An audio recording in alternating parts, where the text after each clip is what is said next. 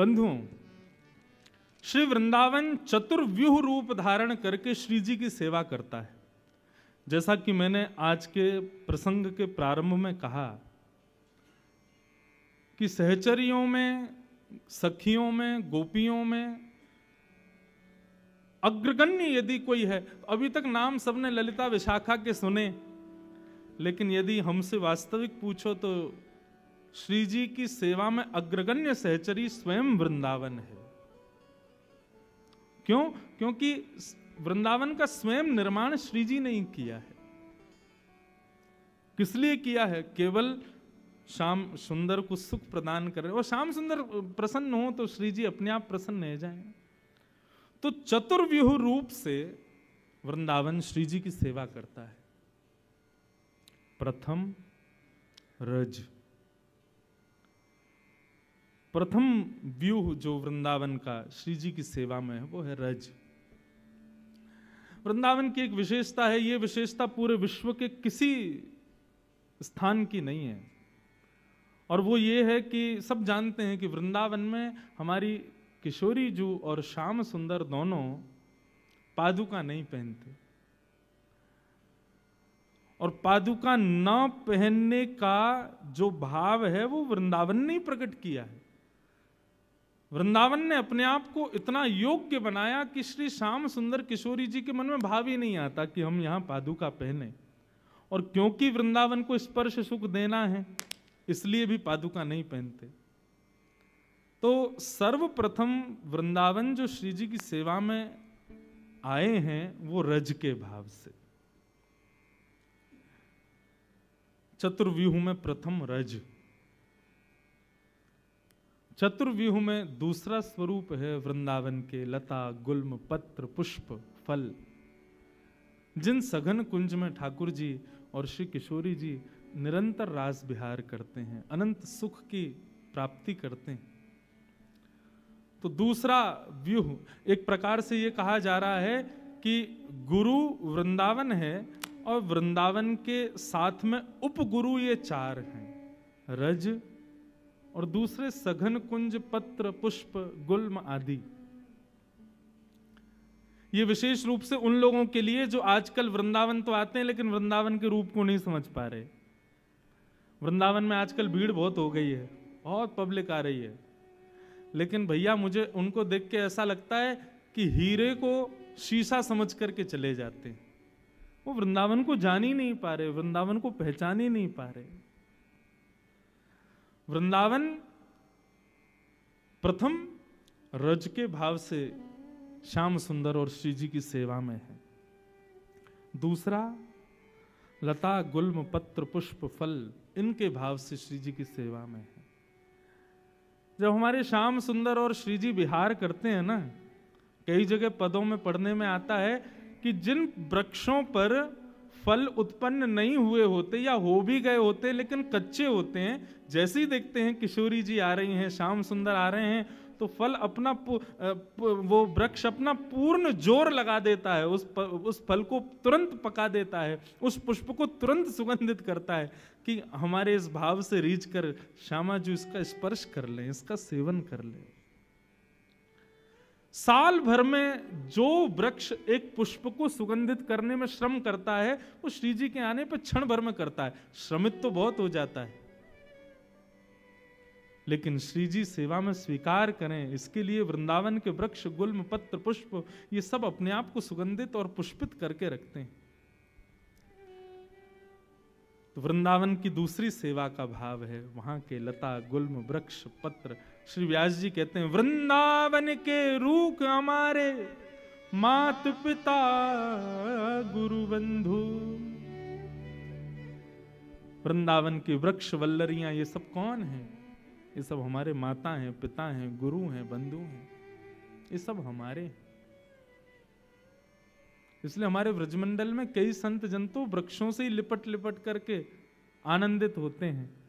तमाल वृक्ष को देख करके सोचते हैं कि ये जरूर श्याम सुंदर ही होंगे। तो वृंदावन का दूसरा सेवा प्रकल्प है वहां के लता गुल्म पुष्प वृक्ष। उनका प्रयोग कभी अपने लिए मत करना बंधु। संसार के पुष्प फलों का प्रयोग अपने लिए कीजिएगा, लेकिन श्रीधाम वृंदावन यदि आप जाओ तो वहां के पुष्प पत्र फलों का प्रयोग अपने लिए कभी मत करना, क्योंकि वो आपके लिए हैं नहीं, वे श्री जी की सेवा के लिए ही हैं। हमारे लाल जी यहाँ नागपुर में विराजते हैं, तो यहाँ पर सेवा में आने वाले पुष्प भी राधा बाग से ही आते हैं। किशोरी जी के बाग के पुष्प ही सेवा में पधारते हैं। परिवार ढांडनिया परिवार ने एक बाग ही ऐसा बनाया जहां के पुष्प सब श्री जी की सेवा में ही जाते हैं, और बस ये 4 दिन के लिए वो कुछ पुष्प हमारे लाल जी के पास भी आ जाते हैं, नहीं तो श्री जी के पास ही जाते हैं हमेशा। वास्तव में ये बात तो भागवत में भी प्रमाणित है कि पृथ्वी अपने ऊपर अन्न, पुष्प, फल, इन सबका प्रादुर्भाव हमारे आपके लिए नहीं करती है। भागवत में कथा आती है, पृथु महाराज का चरित्र आता है, जिनकी वजह से धरती को पृथ्वी कहा जाता है। तो पृथु महाराज के चरित्र में भाव आता है कि पृथ्वी ने एक बार अपनी समस्त बीज उत्पन्न करने की, फलों को उत्पन्न करने की, पुष्पों को उत्पन्न करने की समस्त शक्तियों को अपने अंदर समेट लिया। क्यों? क्योंकि मानव इन सब का उपभोग करता था अपने लिए, ठाकुर जी की सेवा में नहीं लगाता था।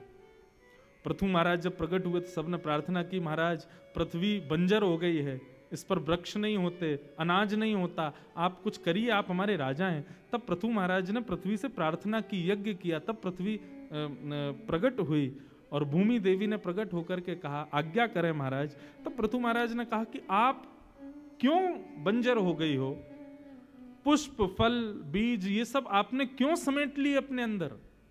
तब पृथ्वी कहती है, क्योंकि मानव मेरा उपभोग कर रहा है।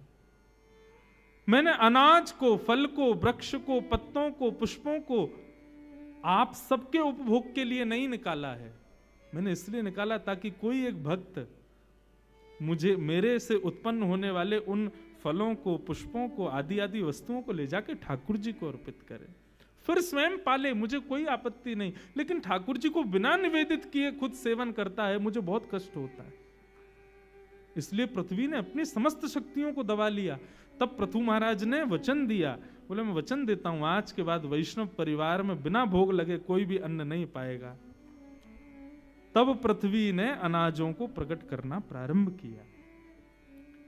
इसलिए बंधुओं, आप यही मत मानो कि केवल आप ही सेवक हो श्याम सुंदर के, जड़ चेतन सब ठाकुर जी की सेवा के लिए ही हैं।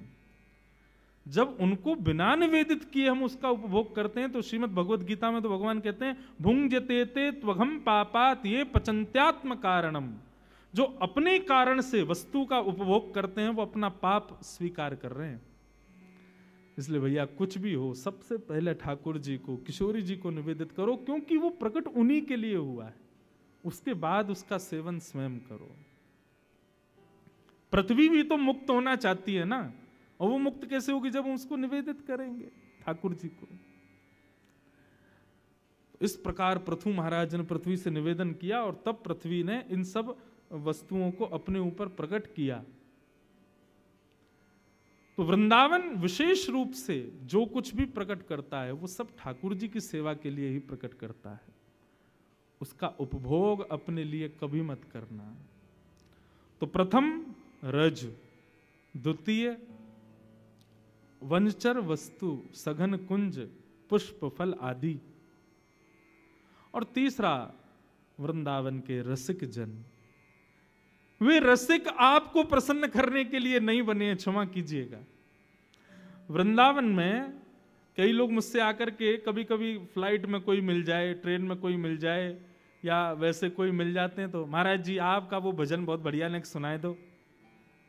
कोई जादूगर थोड़ी है, नेक में जादू दिखाए दो। वृंदावन में यदि कोई रसिक, मैं अपने आप को रसिक नहीं बोल रहा हूं, इनडायरेक्ट वे में बोल भी रहा हूं, लेकिन वैसे अगर देखो तो वृंदावन में जितने भी रसिक जन, कोई यदि रस का तनिक मात्र भी भाव प्रकट करता है तो उसका भाव भी संसार के लिए नहीं है, श्री जी के लिए ही है। ये बात दोनों पक्षों से समझिएगा। रसिक जन भी इस बात का ध्यान रखें कि यदि हमारे भीतर रस प्रकट हुआ है तो उससे हम संसार को ना रिझाएं, श्यामा श्याम को ही रिझाएं। यदि हम अपने रस का प्रयोग किसी व्यक्ति विशेष को रिझाने के लिए कर रहे हैं ना, तो रस विष बन जाएगा। रस का प्रादुर्भाव आपके हृदय में हुआ, इसका मतलब श्री जी ने आपको अधिकारी माना है और अधिकारी बनाया है, तो उससे श्री जी को ही लुभाओ। हाँ, दो चार जनता भी रीझ जाए तो उसमें कोई आपत्ति नहीं है, लेकिन केवल यही प्रधानता नहीं होनी चाहिए कि सब रीझें। श्री जी रीझें, हमारी किशोरी जो रीझ जाएं, हमारे श्याम सुंदर। एक बार का प्रसंग है, हमारी श्री जी कितनी कृपालु, कितनी दयालु, कितनी जल्दी रीझ जाती हैं। वो एक पद की एक पंक्ति आती है ना, हमारे यहाँ एक भजन गाया जाता है, वृषभानु की किशोरी वो तो गैया होते भोरी, प्रीत जान के हूँ थोड़ी तो है राखेगी शरण, मन भूल मत जइयो श्यामा प्यारी के चरण। किशोरी जी बड़ी भोरी हैं। और यहाँ को प्रसंग कैसे है, एक बार जन्माष्टमी थी तो श्री हमारी श्यामा जू नंदगांव गई, लाला को जन्मदिन है, हम भी बधाई दिया में। और वहां जाकर के जब किशोरी जी ने देखा तो नंद नंदन को सब लोग बधाइयां दे रहे थे, भैया जन्माष्टमी की। किशोरी जी भी बधाई देवे गई। नंद नंदन क्या कर रहे थे कि सामने आने वाले लोग जो उनको बधाई दे रहे थे, वो अपना हाथ आगे करें या अपना वस्त्र का भाग आगे करें या अपना पल्लू आगे करें या कोई पात्र आगे करें, उसको ठाकुर जी भर देते थे। किशोरी जी टेढ़ी नजर से देख रही, समीप गई तो मधुमंगल श्रीदामा आदि बोले, हमारे लाला को हृदय देखो श्री जी आपने, जो जैसो पात्र लेके आ रहा हो हमारो लाला वाकू भर भर के दे रहा है।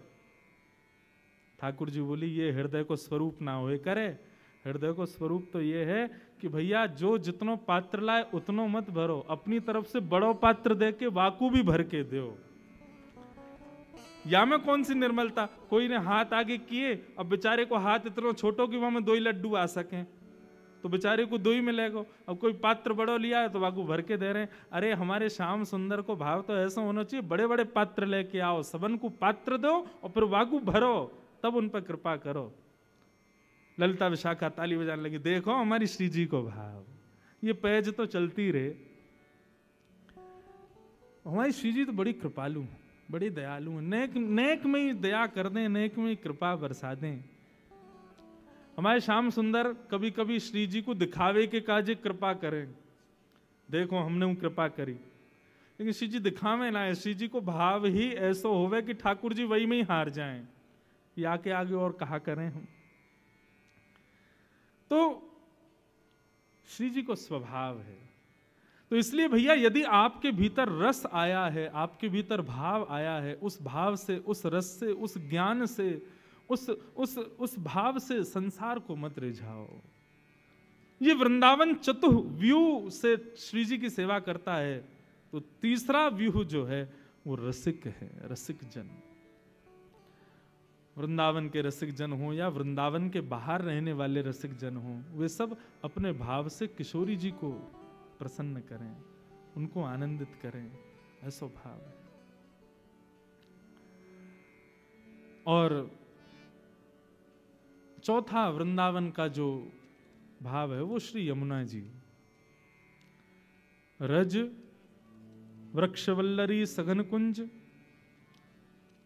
रसिक जन और श्री यमुना, इन चतुर्व्यूह रूप से वृंदावन श्री जी की सेवा करता है। हमारे श्याम सुंदर की सेवा करते हैं, उनको लाड़ लड़ाते हैं, उनको प्रसन्न करने का भाव करते हैं। इसलिए वृंदावन आओ तो इन चारों की शरण ग्रहण करो, रज सघन कुंज लता गुल्म पत्र पुष्प, रसिक जन और श्री यमुना जी। इन चारण को प्रणाम प्रथम करो, वाके बाद बिहारी जी को दर्शन करो, वाके बाद राधा वल्लभ जी को दर्शन करो, वाके बाद राधा रमन जी के पास जाओ। अभी हम लोग चूक क्यों रहे हैं पता है? ये वृंदावन को सेल्फी पॉइंट और ये रील्स बनाने की स्थिति में क्यों लिया है हम लोग? क्योंकि हमने गुरु का आश्रय तो लिया ही नहीं। हमने 4 गुरुओं को छोड़ सीधे ठाकुर जी का दर्शन किया। हम उसको समझ ही नहीं पाएंगे, हम उनको जान ही नहीं पाएंगे। मैथ्स की बुक है, साइंस की बुक है, सोशल स्टडीज की बुक है, और बुक समझ में तो तब आएगी ना जब गुरु का आश्रय लोगे। ऐसे ही भैया ये राधा रमन जी भी एक किताब हैं, राधा वल्लभ जी भी एक किताब हैं, श्री बिहारी जी भी एक किताब हैं। इनको तब समझोगे जब गुरु को आश्रय लोगे। हम किसी व्यक्ति विशेष के पास जाने की नहीं कह रहे। ये 4 गुरु वृंदावन में हैं चतुर्विहु रूप से, श्री रज, श्री सघन कुंज, श्री रसिक जन और श्री यमुना जी। इन चारों को आश्रय पहले लो और वाके बाद आप प्रवेश करो। आपको वास्तव में लगेगा कि हमने राधा वल्लभ जी 10 बार गए लेकिन दर्शन पहली बार भयो है। 10 बार बिहारी जी गए लेकिन दर्शन आज पहली बार। जैसा हुआ वैसा पहले कभी नहीं हुआ। गुरु के आश्रय में होकर के फिर जाओ। ये चतुर्व्यूह है वृंदावन का। इनके आश्रय के बगैर वृंदावन जाना एक प्रकार से व्यक्ति वंचित हो रहा है उस महाभाव से, उस महारस से। और बंधुओं, हमारा वृंदावन जो है ना, मैं एक बात कहा करता हूं अपनी कथा, ब्रजवासी वो नहीं जो ब्रज में रहे, ब्रजवासी वो जिनके चित्त में ब्रज रहे। नागपुर के लोग हैं कई यहाँ बंबई से भी आए हैं, कई यहाँ कलकत्ता से भी आए हैं, दूर दूर से सब लोग आए हैं। आप कहीं भी रहो, सदा ब्रज आपके चित्त में है। तो आप विश्वास मानो, जब ब्रजवासियों की अटेंडेंस रोज होती होगी ना, तो उन ब्रजवासियों की अटेंडेंस में 500-600 तो नागपुर के लोगों की भी अटेंडेंस हो जाती होगी। क्यों? बोले शरीर से भले ही नागपुर में थे, चित्त से तो वृंदावन में ही थे ना। 200-300 लोग कलकत्ता की भी अटेंडेंस लगाते होंगे, भले ही देह से कलकत्ता में थे लेकिन चित्त से तो वृंदावन में थे ना। 100-150 लोग बंबई के भी अटेंडेंस लगाते होंगे, देह से भले ही कहीं भी थे, चित्त से तो श्री धाम में थे ना। और निश्चित अभी वृंदावन की गणना चित्रकेतु कर रहे होंगे ना, प्रेजेंट लगा रहे होंगे कौन कौन आया। निश्चित ही चितनविश हॉल में बैठे हम सब की भी गणना हो ही गई होगी, क्योंकि बैठे भले कहीं भी हैं, वृंदावन को याद तो कर रहे हैं ना। आप चाहे नागपुर रहो, बंबई रहो, कलकत्ता रहो, यहां रह करके भी इन चतुर्व्यूह का स्मरण नित्य करो। ब्रज की रज, ब्रज के लता गुल्म पत्र पुष्प, ब्रज के रसिक जन और श्री यमुना जी। इन चारों को कोई व्यक्ति यदि नित्य प्रणाम करे, तो मुझे ऐसा लगता है कि श्री जी और हमारे ठाकुर जी फिर उसको कितना भी अभागा हो उस पर कृपा करेंगे निश्चित, क्योंकि ये योग्य बनाते हैं उनके।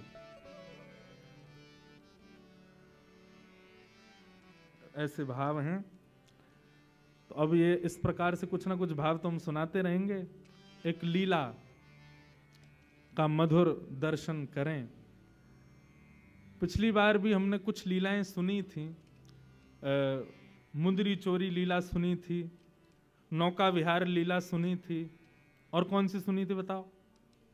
हाँ, मान लीला सुनी थी, और कौन सी सुनी?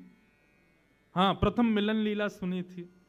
अब यही सब लीलाओं में एक बड़ी अद्भुत लीला आज मिली ठाकुर जी की और किशोरी जी की, उसका दर्शन करें। इतना सुंदर भाव है।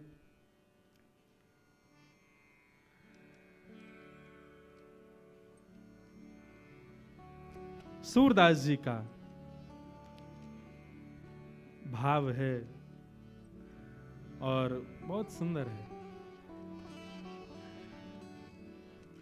ऐसा भाव है कि भैया श्री कीर्ति मैया,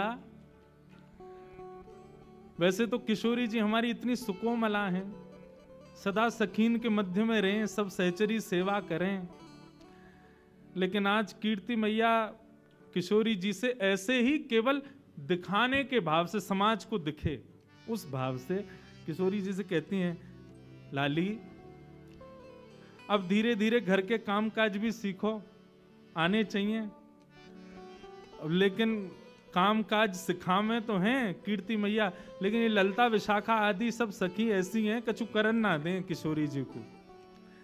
लेकिन आज किशोरी जी हट करके बैठी हैं कि नहीं, आज मैया जो कार्य कहेगी हम जरूर करेंगे। और मैया ने कार्य कह दियो है, बोले लाली आज एक काम कर, गौशाला में जाके गैया को दूध काट के ला। और किशोरी जी आज गैया को दूध दोहे में जा रही हैं। इतनी सुंदर लीला है। अच्छा, आजकल तो गौशालाओं में गायों को बांध देते हैं, लेकिन प्राचीन काल में ऐसा नहीं था। किशोरी जी को देख करके गैया के भी मन में भाव आया हो या लीला को और बढ़िया संवरण किया जाए।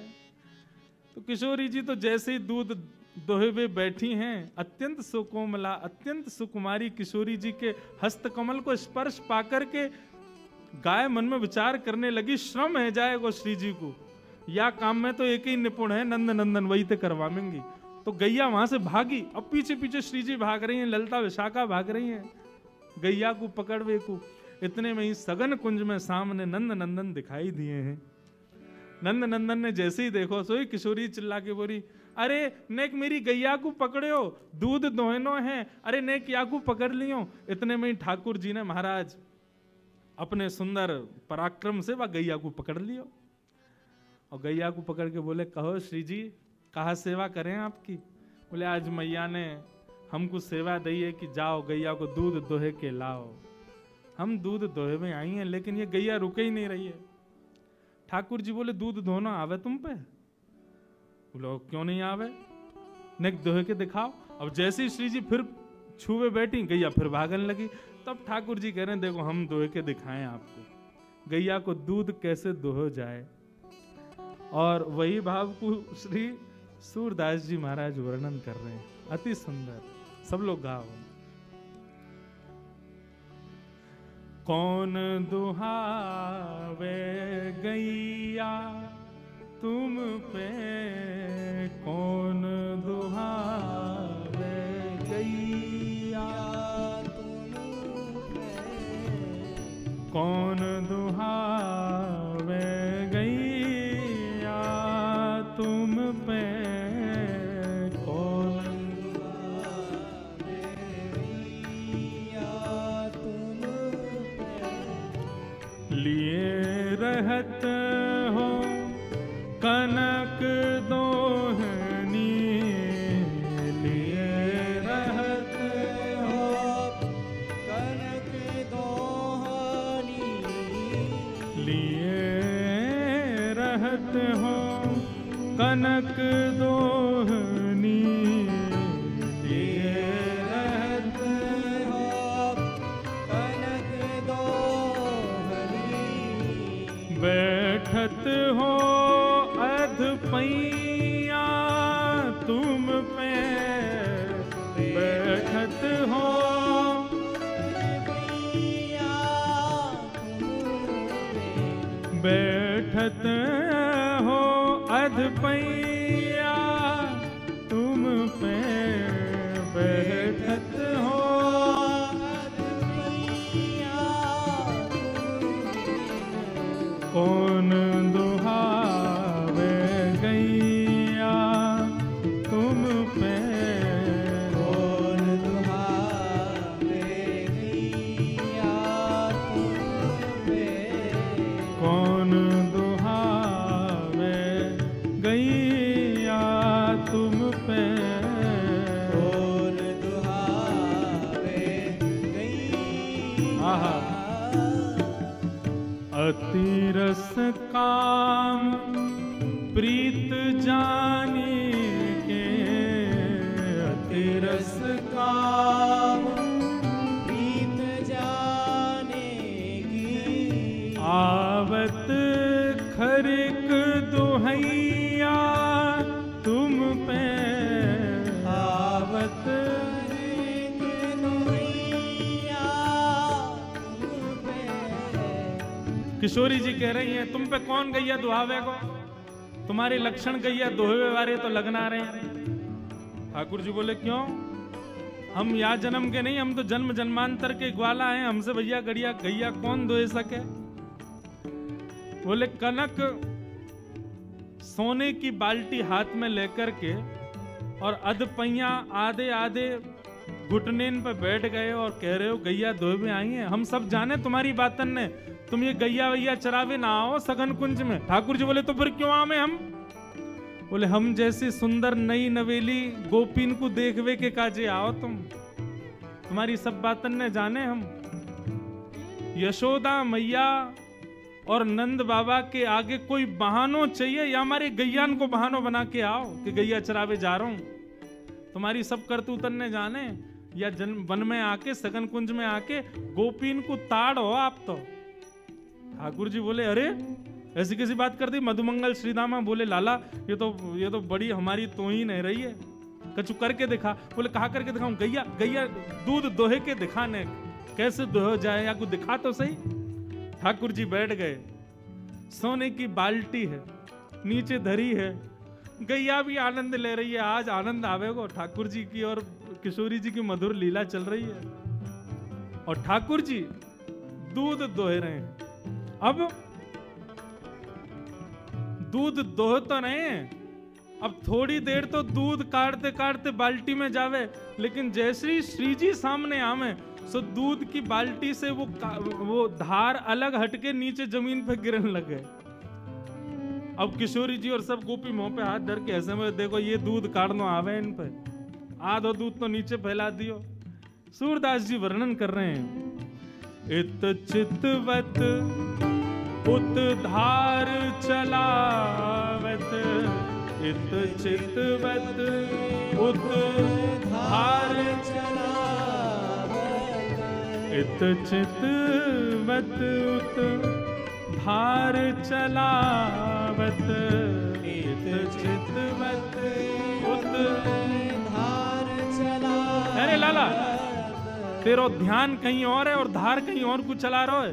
यही सिखायो मैया तो है, यही सिखायो मैया तो है, यही सिखायो मैया तो है, यही सिखायो मैया तुम पे कौन दुहावे गैया तुम पे कौन दुहावे गैया तुम पे कौन दुहावे गैया तुम पे कौन दुहावे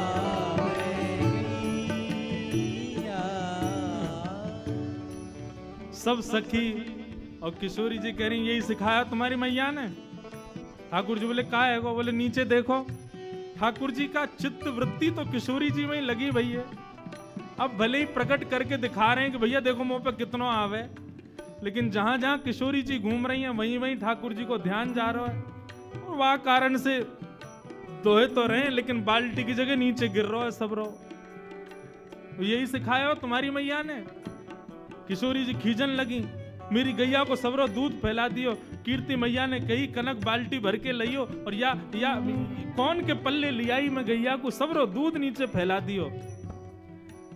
ठाकुर जी बोले मेरी मैया ने गैया दोहिनो सिखायो कि नहीं सिखायो, लेकिन तेरी मैया ने कहा सिखायो ये मुझको पता है। किशोरी जी बोली कहा सिखायो मेरी मैया ने? सूरदास जी वर्णन कर रहे हैं, सूरदास प्रभु झगड़ो सीख्यो, सूरदास प्रभु झगड़ो सीखो, सूरदास प्रभु झगड़ो सीखो। तेरी मैया ने तो को गुस्सा कर वो सिखाया है। ठाकुर जी बोले तुम्हारी मैया ने तो तुमको गुस्सा कर वो सिखाया। इतने में मधुमंगल पूछो लाला गुस्सा भी ऐसो वैसो ना कर रही हैं तो कैसो कर रही हैं? बोले ज्यों घर खसम गुसैया तो पे, ज्यों घर खसम गुसैया तो है। लाला जैसे घर के खसमते बाकी घरवारी रूठे ना बातें लड़े काहे, ऐसी श्री जी तोते लड़ रही है। हाँ बोले यार यही बात सही है, बिल्कुल सही कह रहे हैं। अब तो श्री जी और सब सखी बोली इन दारी के इनको काऊ देना हाथ दिखाना पड़ेगा, कछु तो कछु भाव निकाले।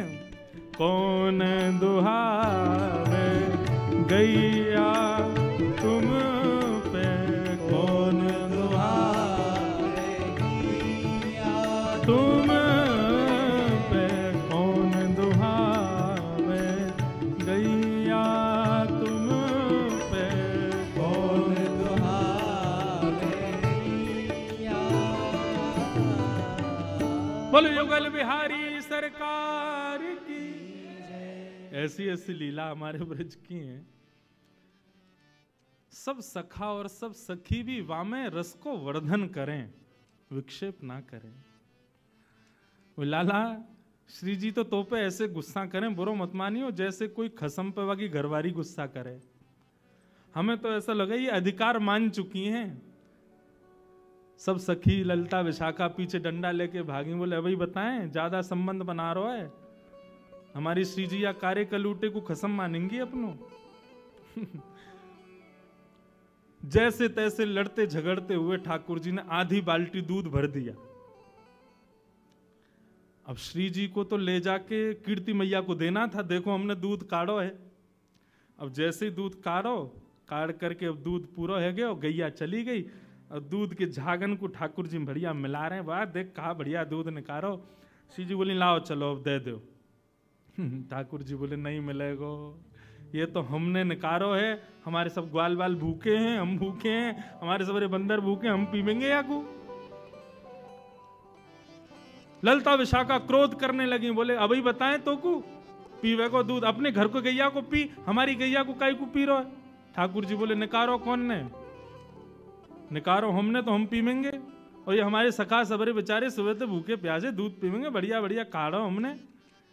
अब तो किशोरी जी चरणन में बैठ गई, बोले भैया अब यहाँ लड़वे तो काम नहीं चलेगा, ने थोड़ी सी अपनी लाज जाए तो कोई बात ना, ने माफी मांग लो, क्षमा मांग लो। और दोहनी नहीं देत करते हरी, हाहा करी पैर पाए। किशोरी जी चरणन में गिर के हाहा कर रही हैं, बोले भैया हमारी दोहिनी दे दे, मैया को दिखानो है ले जा करके। और जैसे ही श्री जी प्रार्थना कर रही हैं कि हमारी दोहिनी दे दो, सो ठाकुर जी को और आनंद आ रहा हो, बोले अच्छा श्री जी चाहिए, बोले हाँ एक बार और हाहा करो। श्री जी फिर कह रही हैं भैया तेरे हाथ जोड़ रही हैं, जो तू कहेगा सो करेंगे, हमारी दोहिनी दे दे, मैया को जाके दिखाना है। तब खूब परेशान करके खूब श्री जी को श्रमित करा के तब अंत में ठाकुर जी ने दोहिनी प्रदान करी है। ऐसे हमारे दोहिनी गाय दोहन लीला हमारे ब्रज में भई है, ठाकुर जी की और श्री जी की। मैया को जाकर के श्री जी ने प्रदान कर दिए, बोले लो हमने दूध निकारो। आज कीर्ति मैया ने खूब नजर उतारी है, बलैया लई है, बोले जय हो हमारी श्यामा जू ने आज पहली बार दुग्ध निकारो। महाराज पूरे बरसाने में एक एक बूंद भर दूध की बांटी गई है, क्यों श्री जी ने दूध निकारो है। लेकिन असलियत तो सब जानने हैं कौन ने निकारो, हमारे लाला निकार के लाए हैं। ऐसी मधुर भाव से सूरदास जी ठाकुर जी की मधुर लीलाओं का वर्णन कर रहे हैं। बंधुओं, ये परस्पर जो प्रेम भाव है ना, ये केवल हम आप सबको उस रस का केवल एक बिंदु चखाने के लिए श्री जी और ठाकुर जी करते हैं। कई बार श्री जी के भाव प्रकट करने में ना कभी कभी डर लगता है। आजकल के सामान्य भावों को सुनने वाले लोग कहीं इससे कोई अनर्गल अर्थ ना निकाल लें। हमारी श्यामा जू, हमारी किशोरी जू, उनके भाव में कहीं कोई विश्लेष ना आ जाए, इसलिए भय लगता है कभी कभी। लेकिन हमारी श्री जी को प्रेम कैसा है पता है? अंतर्निष्ठ प्रेम। अंतर्निष्ठ प्रेम किसे कहते हैं? सामने देखोगे तो ऐसा लगेगा कि लड़ रही हैं, गुस्सा कर रही हैं, लेकिन जैसी श्याम सुंदर चले जामे वाके बाद श्री जी को प्रेम मानो रोम रोम से प्रकट हो गए। और वह सुंदर प्रेम को वर्णन श्री नंददास जी महाराज अपनी वाणी में करें बहुत सुंदर भाव है। हमारी और सर्वेश भैया की आपस में एक दूसरे को पदावलियों की वो होती है, क्या बोलते हैं उसको, कंपटीशन होता है, पद भेजो कंपटीशन। ये पद भेजते हैं तो मैं सोचता हूँ इससे दुगना बढ़िया भेजूंगा। ये जो पद भेजते हैं उससे मैं रात भर चिंतन में चला जाता हूँ, फिर हम ऐसा पद भेजें ये एक आध महीना को चिंतन में चले जाएं। तो किशोरी जी का एक सुंदर भाव श्री नंददास जी वर्णन करते हैं। किशोरी जी का प्रेम कैसा। अब गैया दोह के तो आ गई वापस, वहां तो खूब लड़कियां आई, झगड़ के आई हैं श्याम सुंदर से, लेकिन अब एकांत में जब बैठी हैं तब श्याम सुंदर को स्मरण करते हुए किशोरी जी कितने सुंदर भाव कह रही हैं। आहा,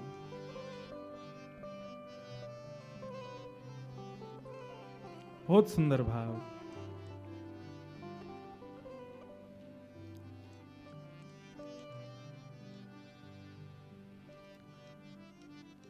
मैं पछहार रही बहू तेरो,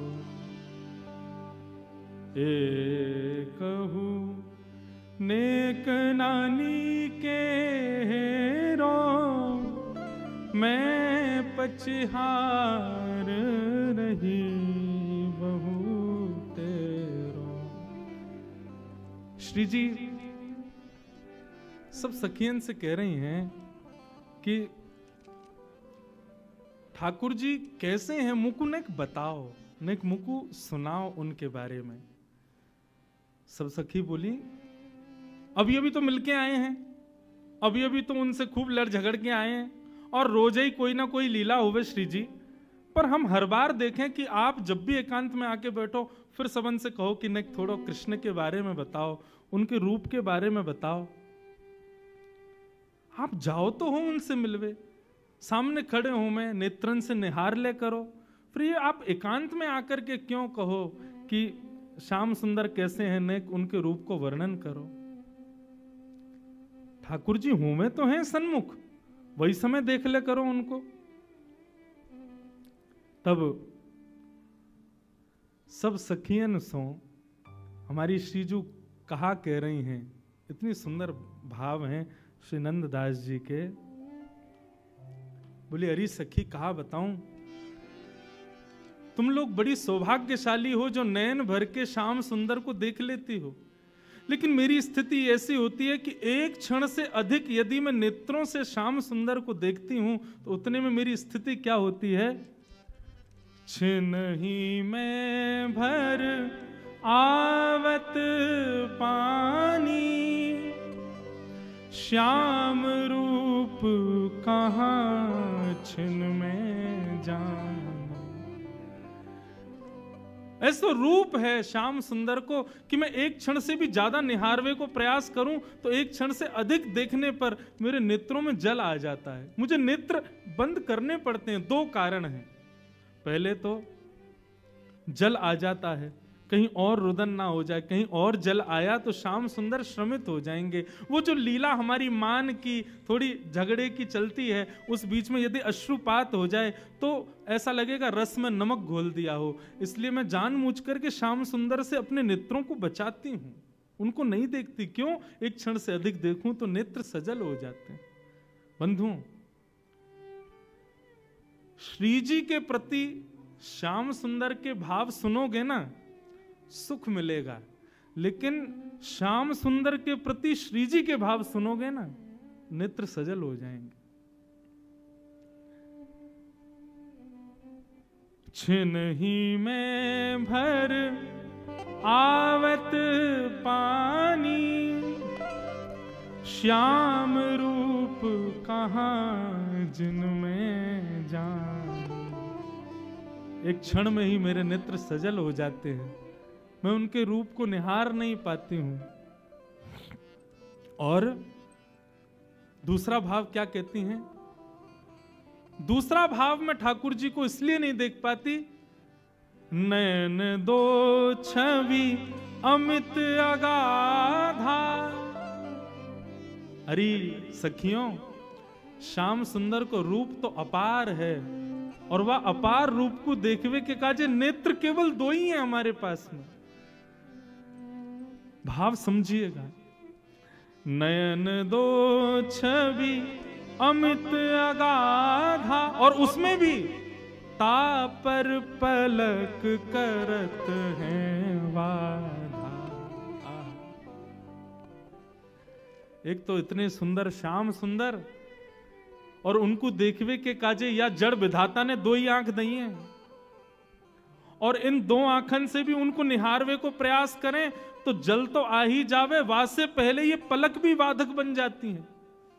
बीच बीच में देखते देखते आंखें भर आती हैं, और उसके अलावा भरें भी ना तो आंखें श्रमित हो जाती हैं, तो पलक गिर जाती हैं। श्याम सुंदर सामने हो और उस समय पलक गिरती हैं, तो गोपियां गोपी गीत में कहती हैं, त्रुटिर युगायते त्वाम पश्यताम जड़ उदीक्षताम। अरे जड़ विधाता, तू जानता नहीं था कि श्याम सुंदर हमारे सामने आने वाले हैं? तूने ये पलक क्यों बनाई?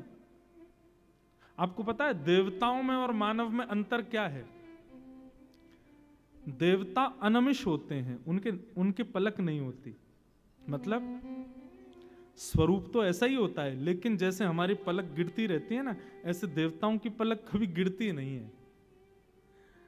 किशोरी जी कह रही हैं, अमित छवि और वाकु देखवे का जे नेत्र दो, और इन दो नेत्रन में भी सखी तामे पलक करत हैं वाधा।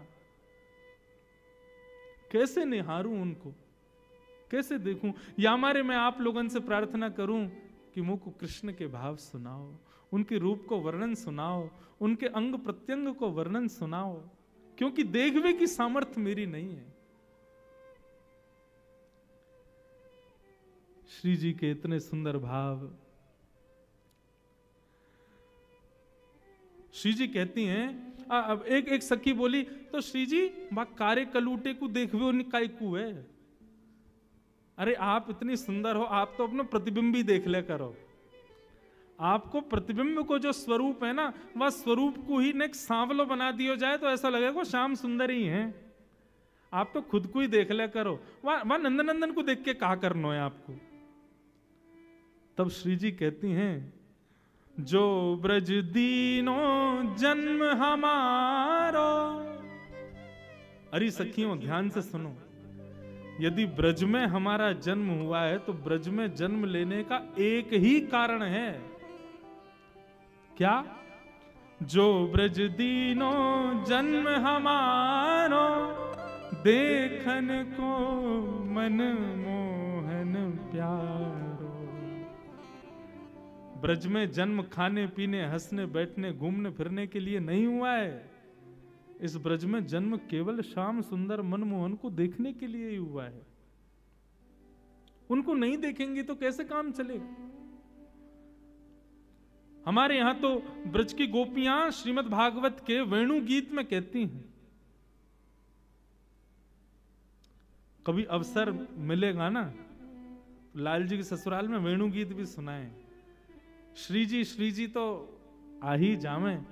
वेणु गीत भी बहुत सुंदर है श्रीमद् भागवत का। गोपी गीत सबने सुना है, लेकिन भागवत के कई ऐसे अप्रकट गीत हैं, उनका भी अद्भुत भाव है। जैसे वेणु गीत, युगल गीत, श्रीमद् भागवत के ऐसे। अब वेणु गीत में क्या होता है? ठाकुर जी वन चरा रहे हैं गैया में, वन में चरा रहे हैं गैया, और वहां बैठकर के वेणु वाद्य कर रहे हैं। उस वेणु की ध्वनि को सुन करके गोपियां नेत्रबंद करती हैं, और नेत्रबंद जैसे ही करती हैं तो हृदय में ही ठाकुर जी की वो छवि प्रकट हो जाती है जो वन में लीला हो रही है, और उसका वर्णन गोपियां करती हैं। अब श्याम सुंदर ऐसे चल रहे हैं, अब श्याम सुंदर ये लीला कर रहे हैं, वही वेणु गीत है। वेणु गीत में गोपियां कहती हैं, अक्षणवताम फलमिदम न परम विदाम।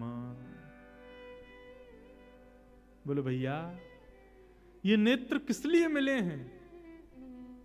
सूरदास जी का पद है ना, देखो चाहत कमल नयन को, निस दिन रहत उदासी अखियां, हरि दर्शन की प्यासी।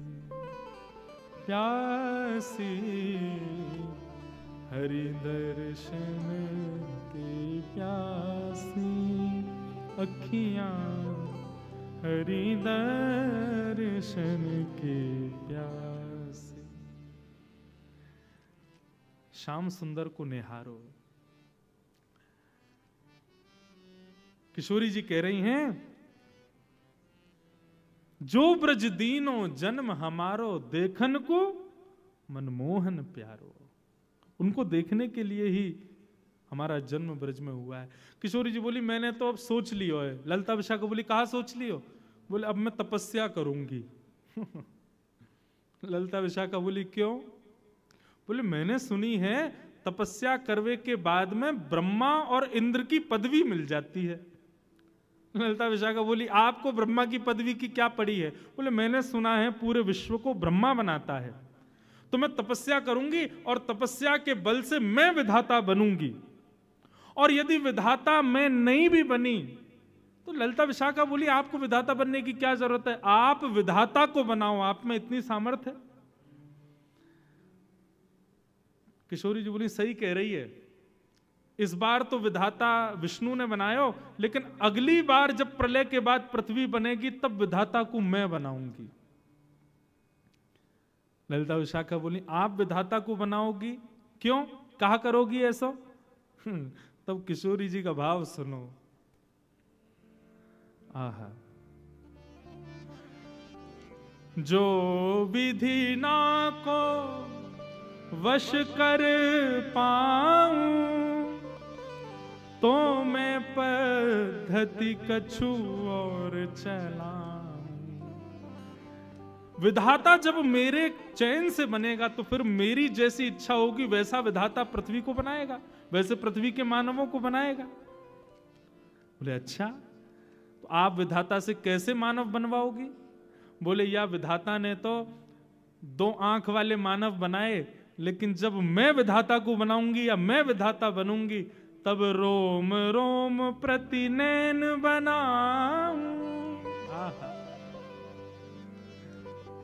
मैं विधाता को आज्ञा करूंगी कि भैया मानव बनाइयो, लेकिन मानव के जितने तेने रोए बना दिए ना बेमतलब के, कहा काम है इनको? इन प्रत्येक रोम में नेत्र प्रकट कर दियो। रोम रोम प्रति नैन बनाऊं, क्यों? ताकि अमित अगाधा स्वरूप जो श्याम सुंदर को है, हमारो अंग अंग वाको दर्शन करे, हमारो अंग अंग वाको निहारे।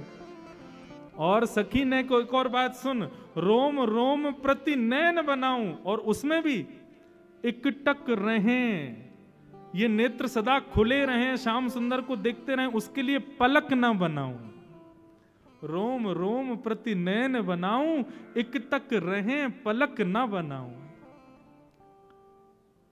तब का होगा? तब कछु कहे हुए सखी सब पूरन मन के ठान। किशोरी जी कह रही हैं, तब हमारी मन की मनोकामना पूरी होगी, और उस समय जब हमारे रोम रोम में नेत्र होंगे, बिना पलक के नेत्र होंगे, और जब श्याम सुंदर हमारे सामने आएंगे तब अपने प्रत्येक रों से उनका दर्शन करेंगे, तब हमारे मनोरथ पूर्ण होंगे, तब हमारी मनोकामना पूर्ण होगी।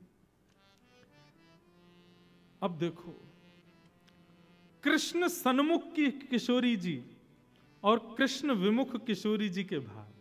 आप यूं मत सोचियो कि हमारी किशोरी जी को कृष्ण के अधीन बता रहे हैं ये, रुक जाओ, कल अभी आ जाएगा तो ठाकुर जी को अधीन बता देंगे।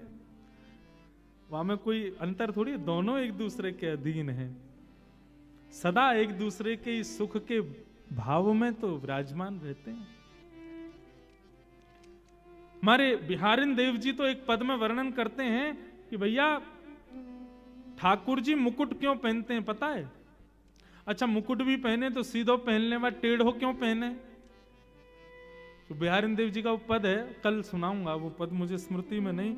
उसमें बिहारिन देव जी का भाव है कि वो टेढ़ा मुकुट इसलिए पहनते हैं ताकि किशोरी जी जब संग चलें तो कहीं धूप की छांव, धूप के प्रकाश से किशोरी जी के चरणन में श्रम ना आ जाए, इसलिए छतरी पकड़वे को इतनो अभी समय ना है तो अपने मुकुट को ही ऐसो टेढ़ो करके चलें कि मानो श्री जी जब चलें तो उनकी श्री जी के चरणन के ऊपर छत्री को काम ठाकुर जी को मुकुट करते हुए चले, ताकि श्री जी के चरणन को धूप की सूर्य के प्रकाश से कोई श्रम नहीं आ जाए।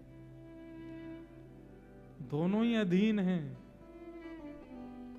ऐसे भवसागर में गोते लगवा देंगे महाराज कि जीवन भर उससे कभी निकल नहीं पाओगे। ऐसे हमारे श्री जी और ठाकुर जी के मधुर भाव हैं। आहा,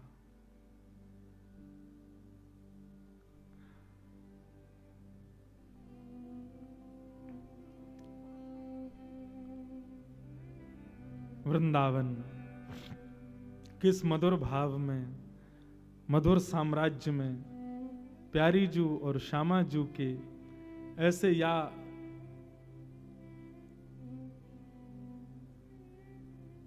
बिना किसी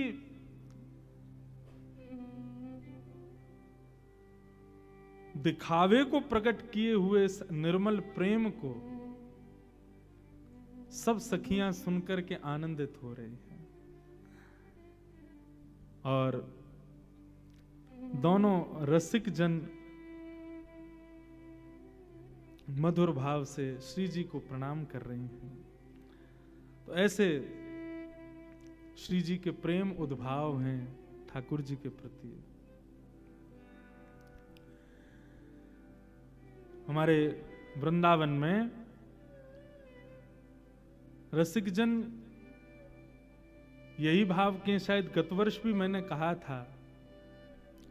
श्री हृदयवंश महाप्रभु कहते हैं कि ठाकुर जी आप चाहते तो एक ही नेत्र बना देते, वहां तो किशोरी जी कह रही हैं कि अनन्य नेत्र प्रकट करो, लेकिन स्वामी श्री हृदयवंश महाप्रभु कहते हैं कि ठाकुर जी आप चाहते तो एक ही नेत्र बना देते, एक ही नेत्र से पूरा संसार हम लोग देख लेते, लेकिन आपने ये दो नेत्र यही मारे प्रकट किए ताकि एक नेत्र से हम आपको विराजमान करें, दूसरे नेत्र में श्री किशोरी जी को विराजमान करें।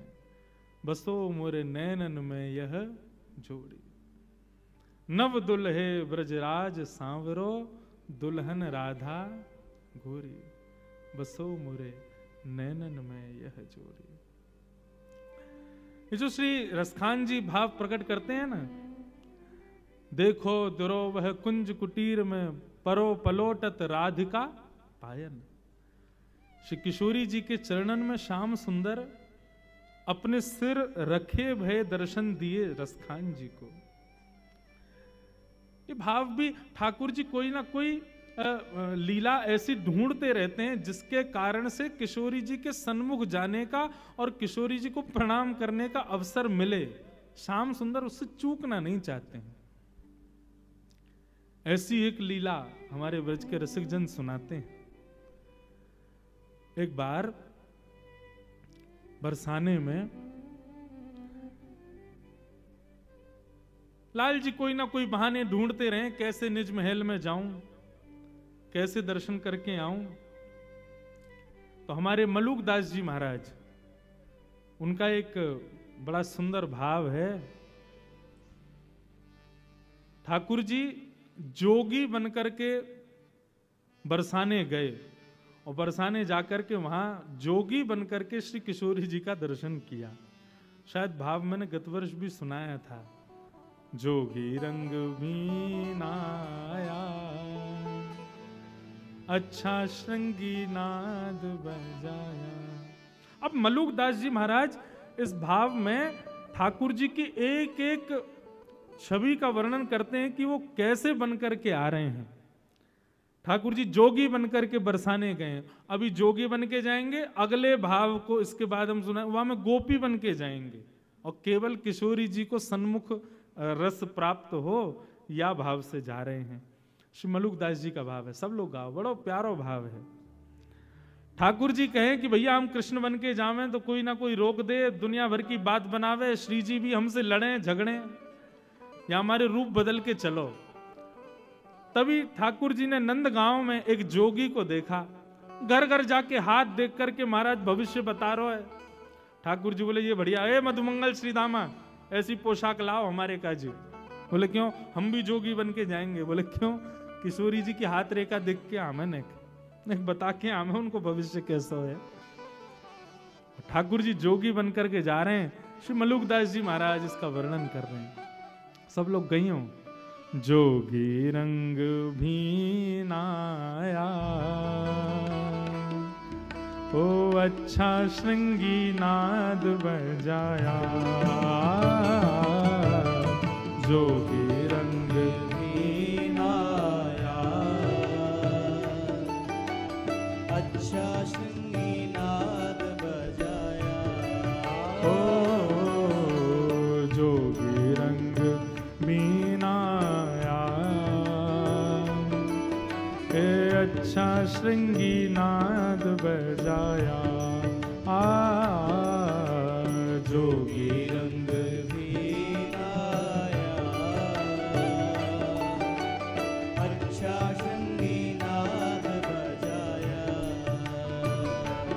ओ जोगी रंग भीनाया, अच्छा श्रृंगी नाद बजाया। जोगी रंग भीनाया, अच्छा श्रृंगी नाद बजाया। हो मोतिन लर अलक गंगा, मानो जटा जूट में गंगा। ओ मोतिन लर अलक गंगा, मानो जटा जूट में गंगा। ठाकुर जी ने अपने केशों में वो एक पत्ता होता है, उसमें से दूध निकलता है सफेद सफेद। उस दूध के बढ़िया रस को लेकर के अपने केशों में बढ़िया जटा बना ली। वहां पे दास की कथा थी और एक ही मंच पे सुबह हमारी भागवत होती थी, शाम को मलुक पीठ वाले पूज्य श्री राजेंद्र दास जी महाराज की भक्तमाल होती थी। एक ही संग रुके थे, तो वहीं रात में 2 बजे महाराज जी ने ये पद मुझे सुनाया था। तो महाराज जी यहाँ पे बोले, इंद्रेश जी, मलियागिरी भस्म ब्राजे, मानो सुर डमरू बाजे। श्री मलुकदास जी महाराज कह रहे हैं मलियागिरी भस्म, मलियागिरी तो चंदन होता है, भस्म कैसे हो गई? मैंने कहा हाँ महाराज जी ये बात तो सही है, मलियागिरी तो चंदन होता है, भस्म कहां से हुई? तो वे कह रहे हैं, बोले भैया श्री किशोरी जी के दर्शन की ऐसी अग्नि लगी है ठाकुर जी के चित्त में कि मलियागिरी चंदन लगाया, लेकिन किशोरी जी की दर्शन की लालसा से उस चित्त में दर्शन की अभिलाषा की अग्नि से वो चंदन भस्म बन गया। वाह, ऐसे तड़प रहे हैं, ऐसे मचल रहे हैं किशोरी जी को देखने के लिए। लगायो तो चंदन है लेकिन भस्म बन गया है। मलियागिरी भस्म ब्राजे, मानो सुर डमरू बाजे। ओ मलियागिरी भस्म राजे, मानो सुर डमरू बाजे। मानो सुर डमरू बाजे। मानो सुर डमरू बाजे। ओ जोगी रंग मीनाया, अच्छा श्रृंगी नाद बजाया। ओ जोगी रंग मीनाया, अच्छा श्रृंगी नाद बजाया। जोगी रंग मीनाया, अच्छा श्रृंगी नाद बजाया। ओ जोगी रंग मीनाया, अच्छा श्रृंगी नाद बजाया। अब जोगी बन गए ठाकुर जी, पहुंच गए बरसाने। अलक निरंजन डमरू बजावे, कोई भविष्य दिखवाओ, कोई हाथ दिखवाओ, कोई जन्मपत्री दिखवा लो। ललिता विशाखा सखियां सब देख रही थी। बोलो भैया कोई भविष्य बतावे वारो आयो है? बोले हाँ आयो तो है। कोई कहे अपनी पूछो, लेकिन हमारी ब्रज की सखियों का भाव कैसा? अपनी मत पूछो, हमारी श्यामा जू की पूछो। संसार का स्वभाव अपना अपना अपना, लेकिन भक्त का स्वभाव हमारे लाल जी का, हमारी श्यामा जू का, वो प्रधान है। सब सखियां गईं। बोलो भैया बाबा ओ जोगी, नेक्स्ट से जोगी, रूप तो तुम्हारो जोगी सो है, लेकिन देखने में ऐसे लग रहे हो तुम्हारो अभी जन्म भयो कछु साल पहले। ठाकुर जी बोले ये सब तपस्या के बल से हुआ है गोपी, तुम नहीं समझोगी। हमने हिमालय पे बड़ी तपस्या करी है। हमारी आयु कितनी है? हाँ ये संग में हमारो सेवक है, ये बतावे को। हाँ बताओ कितनी आयु? मधुमंगल भी गया था जोगी बन के।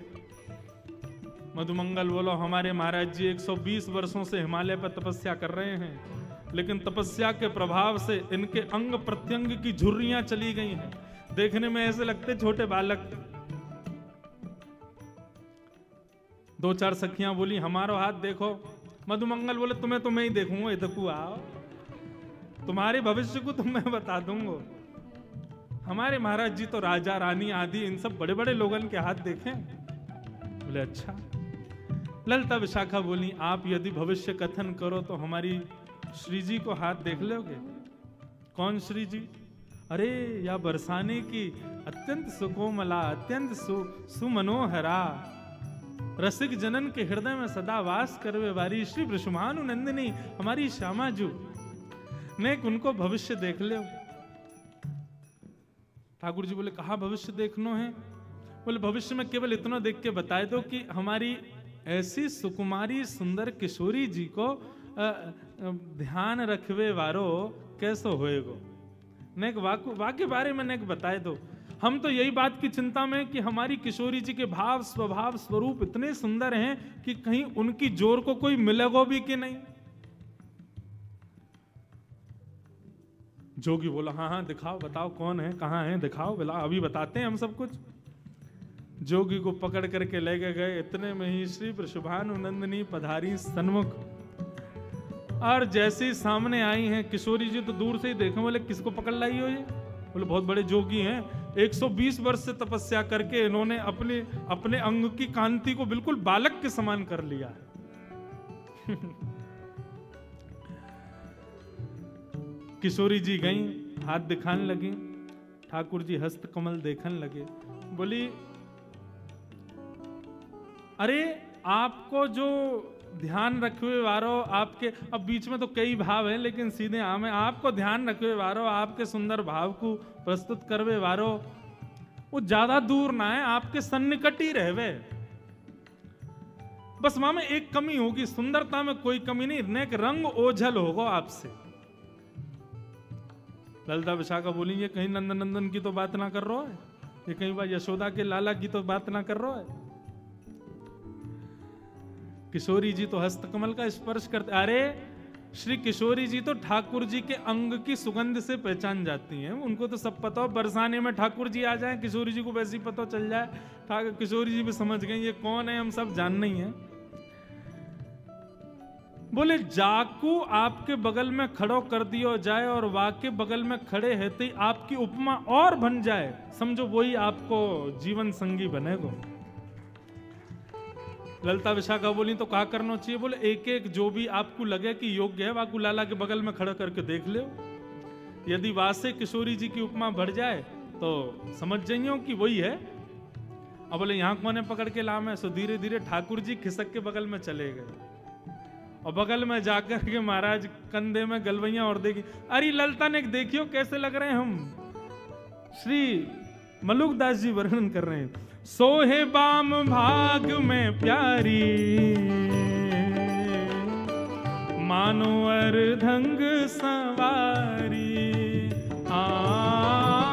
सोहे बाम भाग में प्यारी, मानो अर्धंग सवारी। अरे हाँ सोहे बाम भाग में प्यारी, मानो अर्धंग सवारी। सोहे भाम बाग में प्यारी,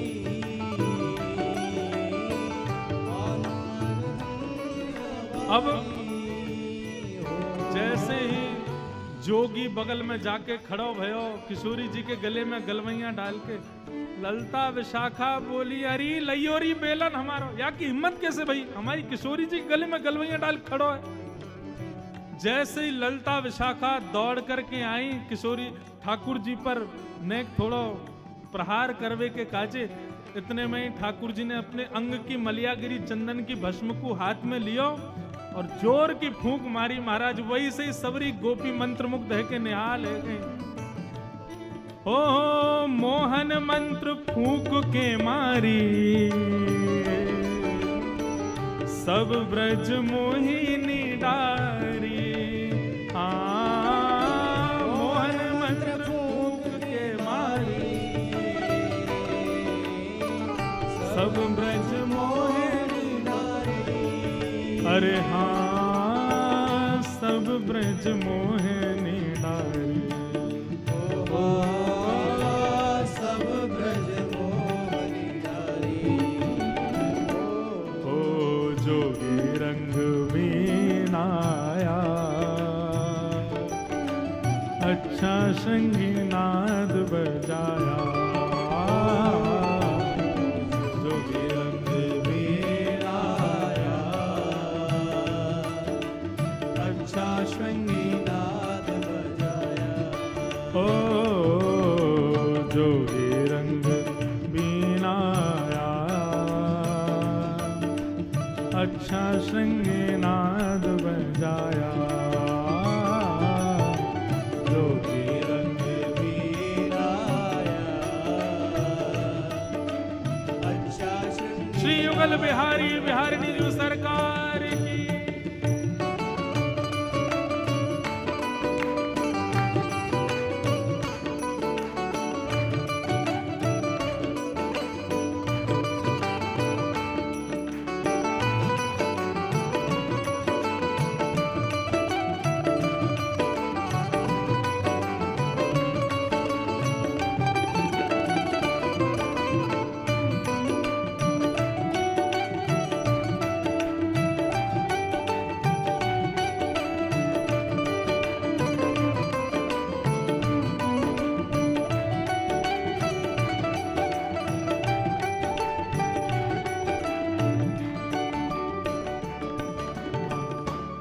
किशोरी जी के दर्शन की अभिलाषा से आए थे ठाकुर जी, रूप बदल के सब सखियों को मूर्छित कर दिया और नैन भर के देखने लगे श्यामा जी को।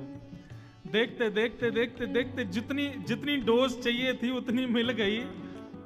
उसके बाद क्या हुआ, जोगी छवि बावरो डोले, राधे राधे राधे बोले। जोगी छवि बावरो डोले, राधे राधे राधे बोले। अरे हाँ जोगी छवि बावरो डोले, राधे राधे राधे बोले। हाँ जोगी छवि बावरो डोले,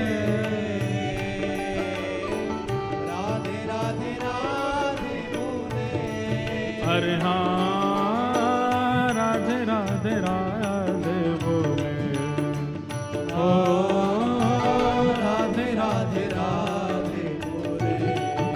आओ जोगी रंग बीनाया, अच्छा श्रृंगी नाद बजाया। जोगी रंग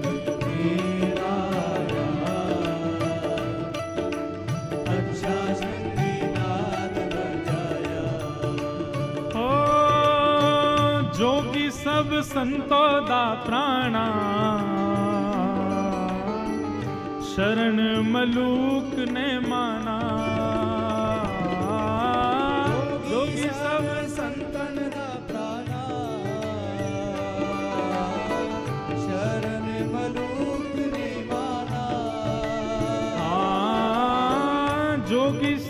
संतन दा प्यारा, शरण मलूक ने माना। जोगी सब संतन दा पाया, शरण मलूक ने माना। अरे हाँ, शरण मलूक ने माना। ओ शरण मलूक ने माना। ओ जोगी रंग बीनाया, अच्छा श्रृंगी नाद बजाया।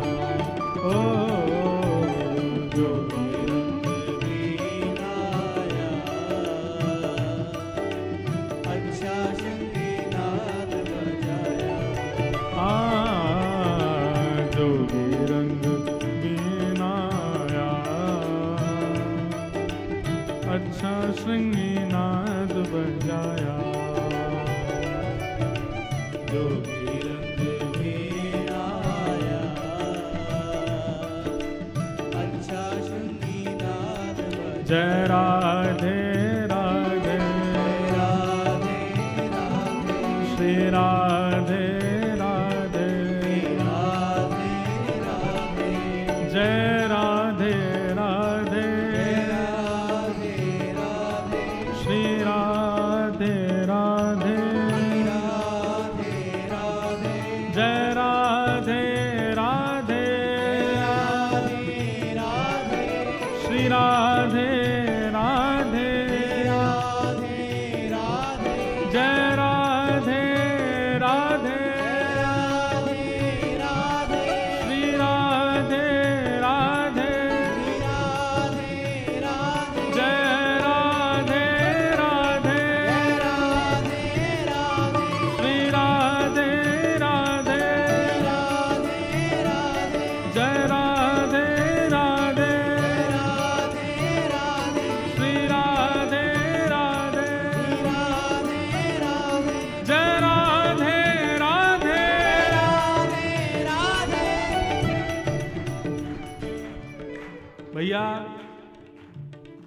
जमाई पक्ष के हम हैं और लाली पक्ष के आप लोग हो, और हम ज्यादा श्रम करें आपको देखने में अच्छा लग रहा है, हम ही गावे, हम ही ताली बजावे, नहीं भुजा उठा के भाव से गाओ।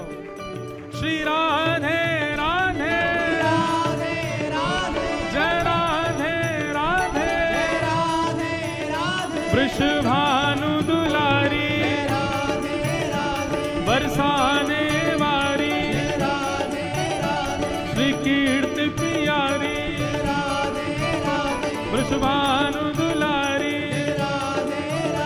श्री कृष्ण प्यारी,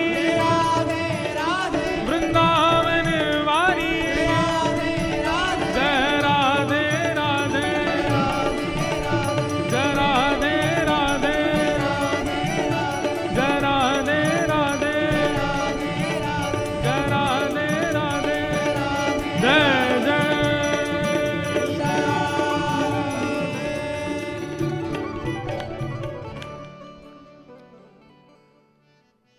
ऐसे हमारे श्याम सुंदर ये तो बहाने ढूंढे किशोरी जी से मिलवे के, उनको देखवे के। मैंने आपको बताया ना बंधुओं, अपने घर में भी आप एक नियम रखो, ठाकुर जी की सेवा के पश्चात आरसी को दर्शन जरूर कराओ। दोनों भाव हैं, आरसी को दर्शन करावे थे, ठाकुर जी को जो श्रृंगार है ना ये श्री जी ही तो हैं। ठाकुर जी यही कहें कि भैया ने एक आरसी में दिखाइए आज श्री जी कितनी आई है मेरे ऊपर, बोले आज तो ठाकुर जी 4 माला के रूप में आई हैं, ऐसे सुंदर भाव के रूप में आई हैं।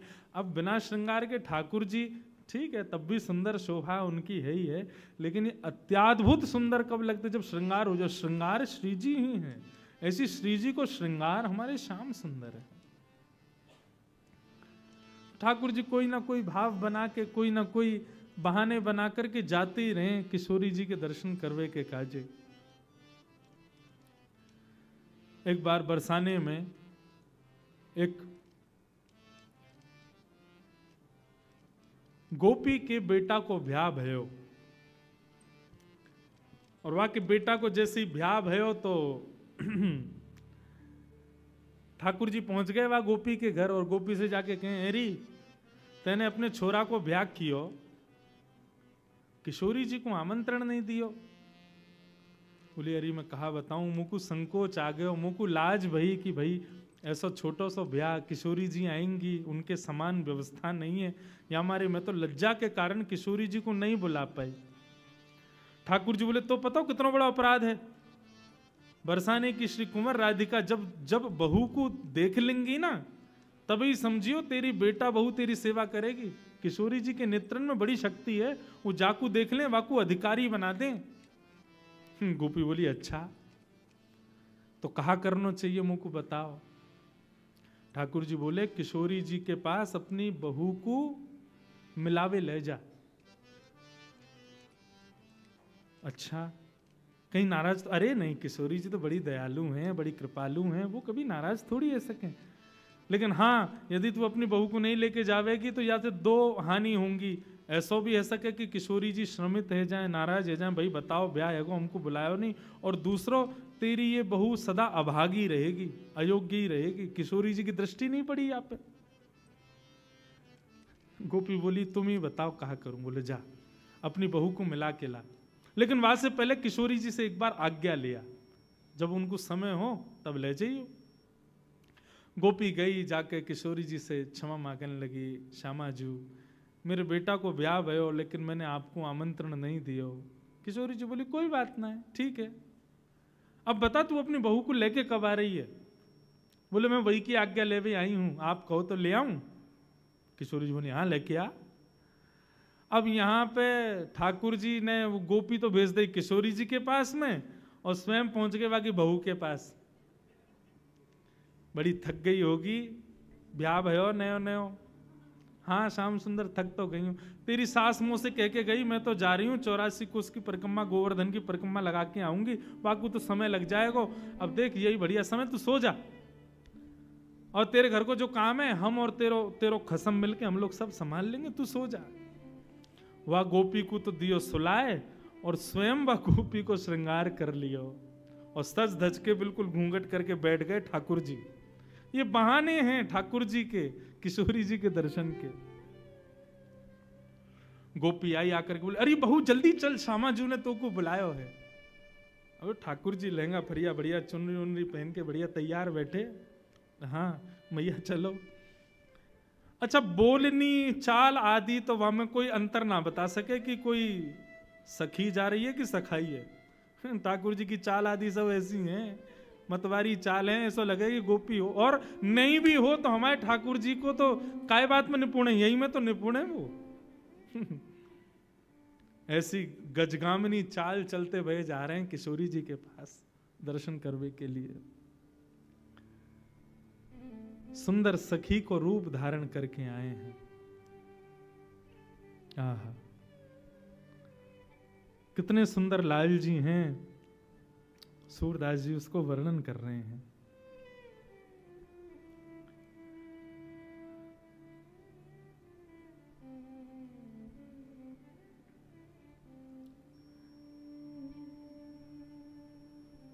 ठाकुर जी ने जैसी बरसाने में निज महल में प्रवेश किया,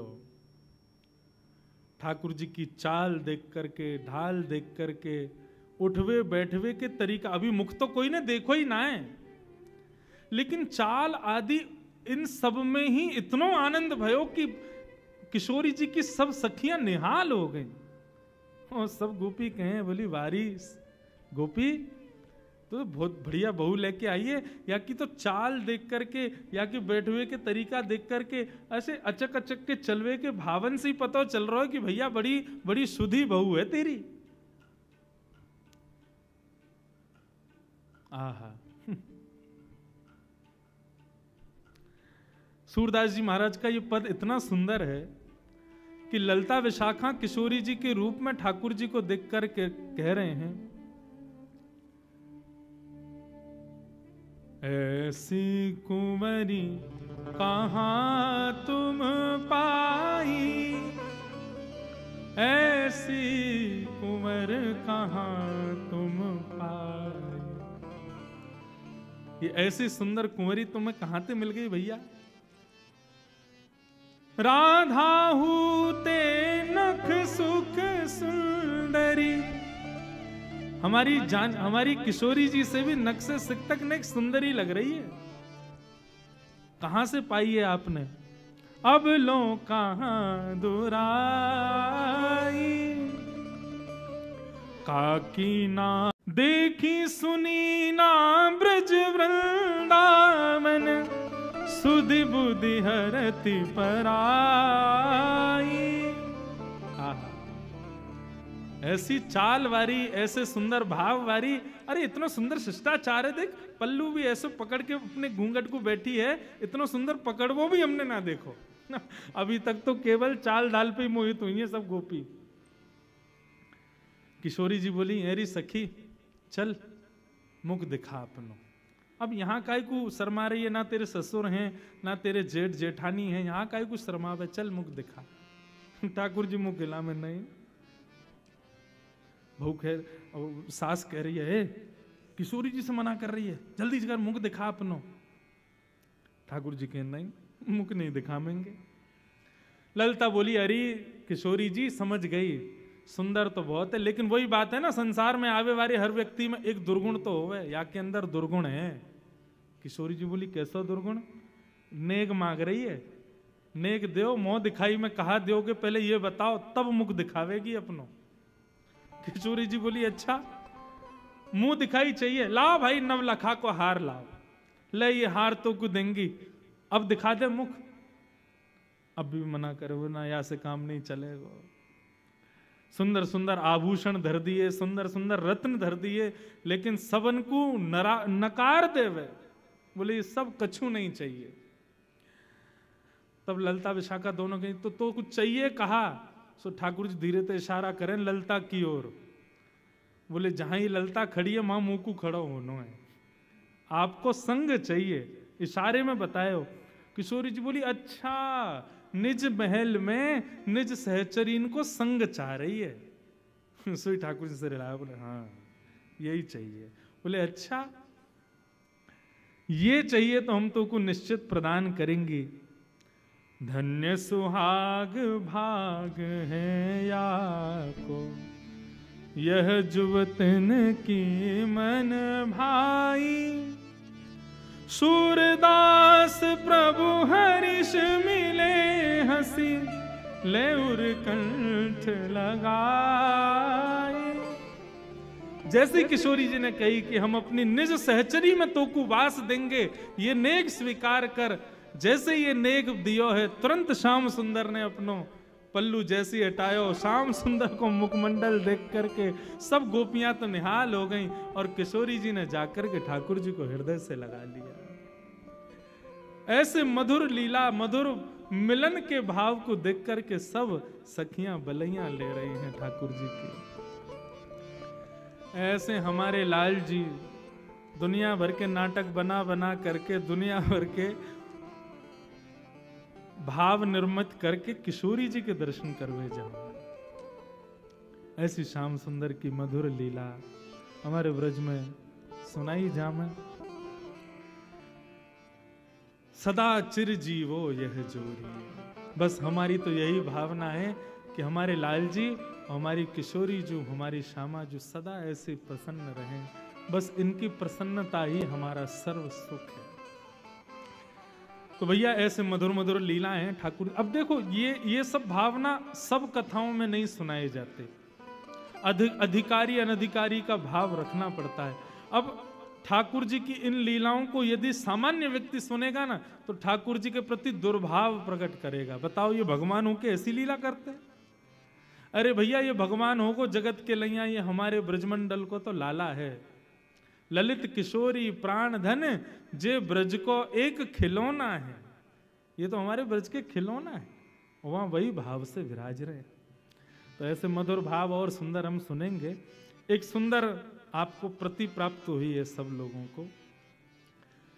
नित्य इस कथा के विश्राम दिवस में हम लोग इस भाव को नित्य गाएंगे। 2 मिनट सब लोग इधर देखो। जिन लोगों को मिल गई है वो बढ़िया है, जिनको नहीं मिली वो बगल वाले को शेयर करा दी हैं। सब लोग एक दूसरे के भावों को देख करके साथ में गाना। इस भाव का सुंदर यह भाव है कि वृंदावन के सप्त निधियां इसमें प्रकट हैं।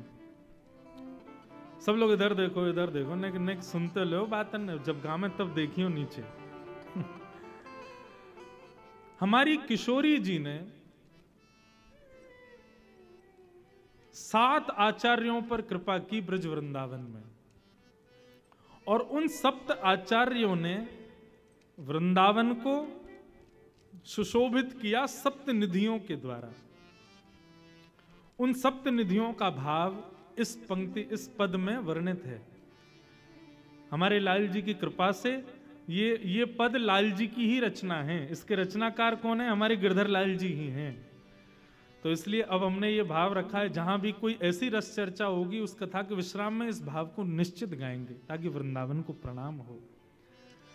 तो जैसा सब जानते हैं कि श्री राधा रानी ने वृंदावन की रचना की है, तो वृंदावन में बिहारी जी की भी रचना कौन ने करी? श्री किशोरी जी ने करी है। श्री राधा वल्लभ जी की भी रचना किशोरी जी की है। राधा रमन जी की भी रचना किशोरी जी की है। किसी मूर्तिकार ने नहीं बनाया इनको, श्री जी ने ही बनाया है।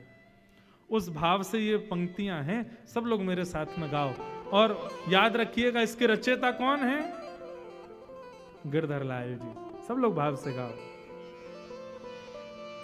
श्यामा हृदय कमल सो प्रगट्यो, श्यामा हृदय कमल सो प्रगट्यो, श्यामा हृदय कमल सो प्रगट्यो, श्यामा हृदय कमल सो प्रगट्यो, और श्याम हृदय को भाए वृंदावन प्यारो वृंदावन, ओ वृंदावन प्यारो वृंदावन, हे वृंदावन प्यारो वृंदावन, वृंदावन प्यारो वृंदावन, श्यामा हृदय कमल सो प्रगट्यो, श्यामा हृदय कमल सो प्रगट्यो, श्यामा हृदय कमल सो प्रगट्यो, श्यामा हृदय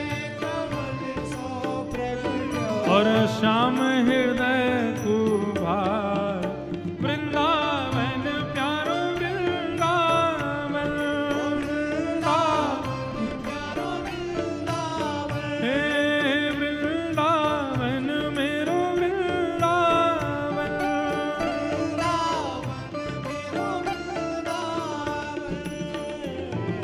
सब सुख सागर रूप उजागर रहे वृंदावन धाम, सब सुख सागर रूप उजागर रहे वृंदावन धाम, ओ सब सुख सागर रूप उजागर रहे वृंदावन धाम, सब सुख सागर रूप उजागर रहे वृंदावन धाम, रूप गोस्वामी प्रगट कियो जहाँ, रूप गोस्वामी प्रगट कियो जहाँ, हाँ रूप गोस्वामी प्रगट कियो जहाँ, रूप गोस्वामी प्रगट कियो जहाँ गोविंद रूप निधान, वृंदावन प्यारो वृंदावन, वृंदावन प्यारो वृंदावन, हे वृंदावन मेरो वृंदावन, वृंदावन मेरो वृंदावन, रूप गोस्वामी प्रगट कियो जहाँ, रूप गोस्वामी प्रगट कियो जहाँ, गोविंद रूप निधान, वृंदावन मेरो वृंदावन, वृंदावन मेरो वृंदावन, हाँ वृंदावन प्यारो वृंदावन। वृंदावन प्यारो वृंदावन। तो प्रथम ठाकुर हमारे वृंदावन में प्रकट हुए श्री गोविंद देव जी, जो कि जयपुर में विराजमान है, रूप गोस्वामी ने प्रकट किया। दूसरे ठाकुर कौन है? बिहरत निस दिन कुंज गलिन में, ब्रज जन मन सुख धाम। बिहरत निस दिन कुंज गलिन में, ब्रज जन मन सुख धाम। बिहरत निस दिन कुंज गलिन में, ब्रज जन मन सुख धाम। बिहरत निस दिन कुंज गलिन में, ब्रज जन मन सुख धाम। ओ मदन मोहन को रूप निरख के, मदन मोहन को रूप निरख के, मदन मोहन को रूप निरख के, मदन मोहन को रूप आओ निरख के, सनातन बलि बलि जाए, वृंदावन प्यारो वृंदावन। वृंदावन प्यारो वृंदावन, हे वृंदावन मेरो वृंदावन।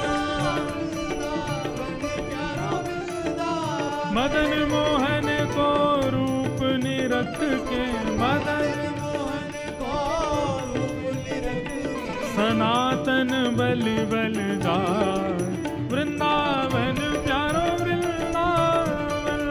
वृंदावन प्यारो वृंदावन, हे वृंदावन मेरो वृंदावन। वृंदावन मेरो वृंदावन। गोपी ग्वाल सब ही और धारे, प्यारो गोपीनाथ। गोपी ग्वाल सब ही और धारे, प्यारो गोपीनाथ। हाँ प्यारो प्यारो गोपीनाथ, प्यारो प्यारो गोपीनाथ।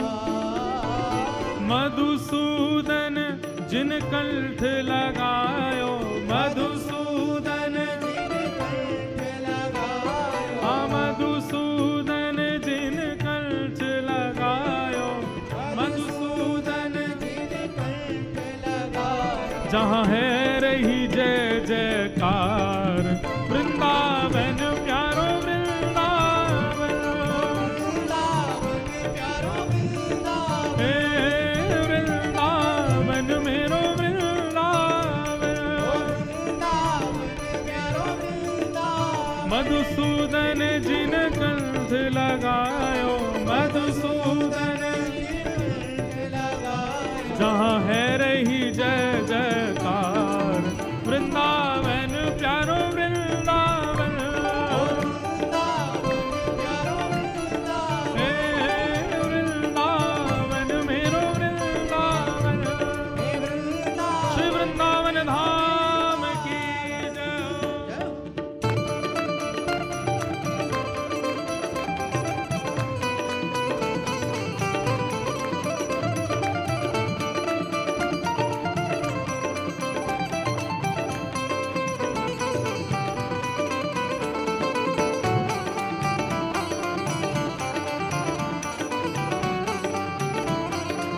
श्री राधा गोविंद देव की, श्री गोपीनाथ भगवान की।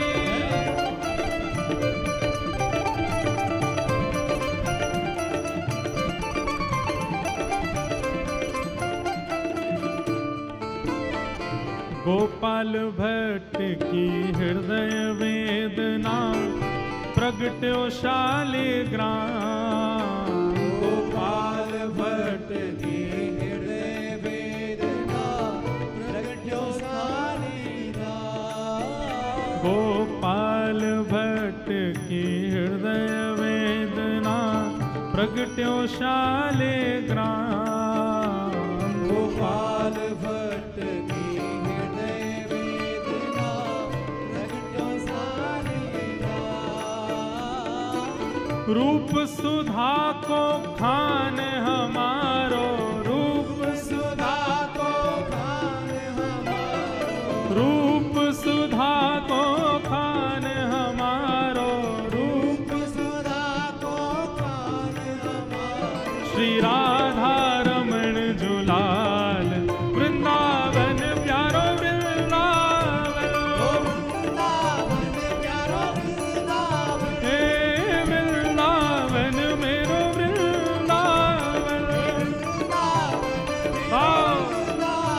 रूप सुधा को खान हमारो, रूप सुधा को खान हमारो। श्री राधा रमण जुलाल वृंदावन प्यारो वृंदावन, वृंदावन प्यारो वृंदावन, हे वृंदावन मेरो वृंदावन।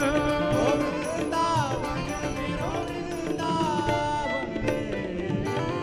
आतुर है हरिवंश पुकारो, श्री राधा राधा नाम। आतुर है हरिवंश पुकारो, श्री राधा राधा नाम। आतुर है हरिवंश पुकारो, श्री राधा राधा नाम।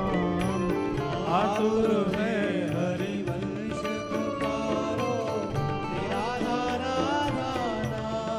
हाँ प्यारो राधा राधा नाम। प्यारो राधा राधा नाम।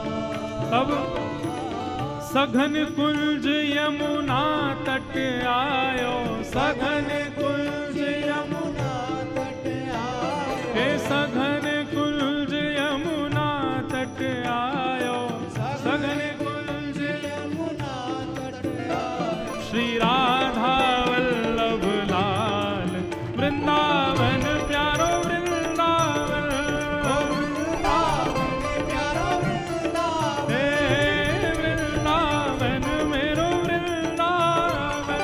वृंदावन मेरो वृंदावन। सघन कुंज यमुना तट आयो, सघन कुंज यमुना तट आयो। श्री राधा वल्लभ लाल वृंदावन प्यारो वृंदावन। वृंदावन प्यारो वृंदावन, हे वृंदावन मेरो वृंदावन। वृंदावन मेरो वृंदावन। युगल किशोर कुलाड़ लड़ायो, नवल कुंज ही माही। युगल किशोर कुलाल लड़ायो, नवल कुंज ही मायो। प्यारो नवल कुंज ही मायो। प्यारो नवल कुंज ही मायो। कुंजन कुंजन की रजधारे, कुंजन कुंजन की रजधारे, कुंजन कुंजन की रजधारे। कुंजन की रजधारे। जहाँ व्यास युगल यश गाय, वृंदावन प्यारो वृंदावन। वृंदावन प्यारो वृंदावन, हे वृंदावन मेरो वृंदावन। वृंदावन मेरो वृंदावन। कुंजन कुंजन की रजधारे, कुंजन कुंजन की रजधारे। जहाँ व्यास युगल यश गाय, वृंदावन प्यारो वृंदावन। वृंदावन प्यारो वृंदावन, हे वृंदावन मेरो वृंदावन। वृंदावन मेरो वृंदावन। भुवन चतुर्दश की सुंदरता, निधिवन करत बिहार। भुवन चतुर्दश की सुंदरता, निधिवन करत बिहार। भुवन चतुर्दश की सुंदरता, निधिवन करत बिहार। भुवन चतुर्दश की सुंदरता, निधिवन करत बिहार। श्यामा प्यारी कुंज बिहारी, श्यामा प्यारी कुंज बिहारी, ओ श्यामा प्यारी कुंज बिहारी। श्यामा प्यारी कुंज बिहारी। और जय जय श्री हरिदास वृंदावन प्यारो वृंदावन। वृंदावन प्यारो वृंदावन, हे वृंदावन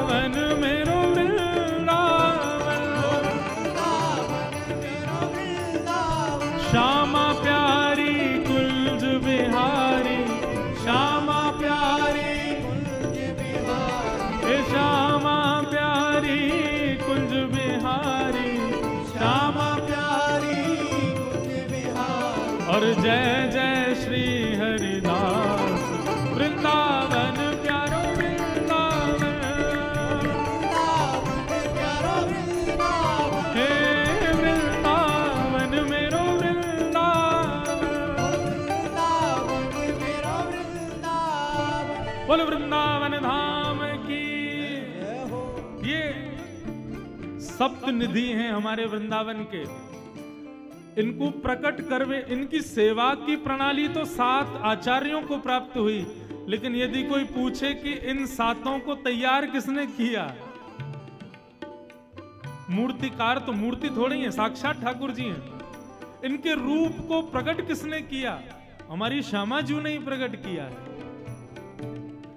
श्री राधा ने अपने हाथों से ही, किशोरी जी ने अपने हाथों से ही वृंदावन प्रकट किया। वृंदावन में बिहारी जी, राधा वल्लभ, राधा रमण, ये सब किशोरी जी ने ही प्रकट किए हैं। लेकिन ये भाव जिनकी कृपा से प्रकट हुआ वो हमारे सामने बैठे हैं। जिनकी कृपा से यह रस प्रगट्यो वृंदावन अभिराम, जिनकी कृपा से यह रस प्रगट्यो वृंदावन अभिराम, प्यारो वृंदावन अभिराम, प्यारो वृंदावन अभिराम। ओ सप्त निधिन को ही है उजियारो, सप्त निधिन को ही है उजियारो, हम सबको प्राणन ते प्यारो, हम सबको प्राणन ते प्यारो, हमारो गिरधर लाल वृंदावन प्यारो वृंदावन, वृंदावन प्यारो वृंदावन, हे वृंदावन मेरो वृंदावन, वृंदावन मेरो वृंदावन, हम सबको प्राणन ते प्यारो, हम सबको प्राणन ते प्यारो, हमारो गिरधर लाल वृंदावन प्यारो वृंदावन, वृंदावन प्यारो वृंदावन, हे वृंदावन मेरो वृंदावन, वृंदावन मेरो वृंदावन। श्यामा हृदय कमल सो प्रगट्यो, श्यामा हृदय कमल सो प्रगट्यो, हे श्यामा हृदय कमल सो प्रगट्यो, श्यामा हृदय कमल सो प्रगट्यो, और श्याम हृदय तू भार वृंदावन प्यारो वृंदावन, वृंदावन प्यारो वृंदावन, वृंदावन मेरो वृंदावन, वृंदावन मेरो वृंदावन। जय राधे राधे, जय राधे राधे, जय राधे राधे, जय राधे राधे, जय राधे राधे, जय राधे राधे, जय राधे राधे, जय राधे राधे, जय राधे राधे, जय राधे राधे, जय राधे राधे, जय राधे राधे, जय राधे राधे, जय राधे राधे, जय राधे राधे, जय जय श्री राम, जय जय श्री राम, जय जय श्री राधे। बोल वृंदावन धाम की, सप्त निधिन की, वृषभानु दुलारी की, हमारे प्यारे गिरधर लाल की। तो ये भाव नित्य गाएंगे हम कथा के विश्राम में। ये प्रतियां जो हैं या तो आप लोग ले जाना या इधर ही छोड़ जाना, कल फिर आके ले लेना, जैसा आपको भाव लगे। इस पद से एक लाभ है, यदि कोई इस पद का नित्य श्रवण करे, नित्य गायन करे, तो पूरा वृंदावन दर्शन उसको हो जाए एक बार में। ऐसी हमारी श्यामा जू के श्री चरणों में हम बारंबार प्रणाम करते हुए आज के मंगल भाव को विराम दें। उससे पूर्व श्री किशोरी जी के मधुर श्री चरणों को हम प्रणाम कर लें। और कल भी यही समय 4 बजे से 7 बजे तक हम लोग किशोरी जी के मंगल भाव को श्रवण करेंगे। सब लोग पधारो। आज दूध दोहेवी की लीला है, कल और कोई लीला प्रकट होएगी। सब लीला हमारे श्याम सुंदर और किशोरी जी के हम भावों को श्रवण करेंगे। ठाकुर जी की अभी आरती हो रही है। आरती के पश्चात आप सब लोग अपने अपने स्थान से प्रस्थान करेंगे।